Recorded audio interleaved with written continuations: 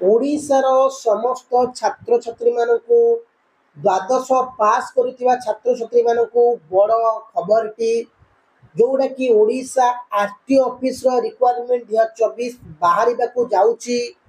तुमर सालारी हूँ 39,800 स्टार्ट हबार अच्छी पिले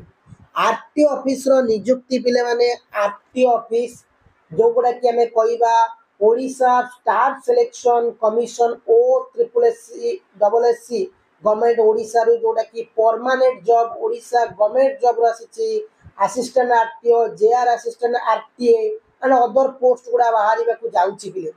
बहुत बड़ पोस्ट बाहर जाऊँगी ओडिशा सरकार तरफ तुम मानक आदि बयस कथा कहवा 18 रु 21 वर्षर पिला माने अप्लाई करेंगे माने जो माने एवं मैक्सिमम एज 38 वर्ष और एज रिलैक्सेशन जमती आमर ओबीसी एसटी एससी पिला रहा कथा से बहुत बड़ पोस्ट पाखापाखि 2000-3000 पोस्ट आरटीए बाहर जाऊँगी। निज निज जिले में चाकरी पाइब तुम माने समस्ते द्वादश पास करुवा छात्र छात्री माने तमें माने जो चाकरी आरटीओ रही जानी गाड़ी आमर जो परिवहन विभाग से परिवहन विभाग तरफ ओडिशा सरकार तरफ गोटे बड़ चाकरी बाहर जाऊँगी। जदि एजुकेशन क्वालिफिकेशन जमी कहली केवल +2 पास करुवा दरकार आउ कि नुहे यदि +2 पास कर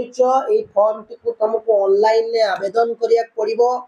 एवं केबे पड़िबो मु भाबुची बहुत शीघ्र लिखी तो कमिंग सुन पोस्ट गुड़ा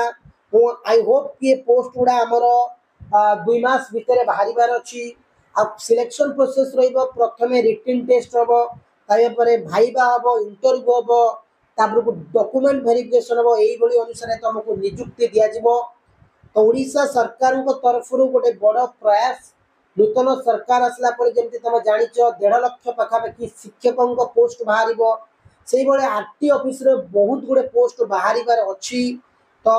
बाहर बट जहाँ सूचना मिली बहुत शीघ्र बाहर अच्छी तुम मैंने प्रिपेरेसन कर पढ़ापढ़ी कर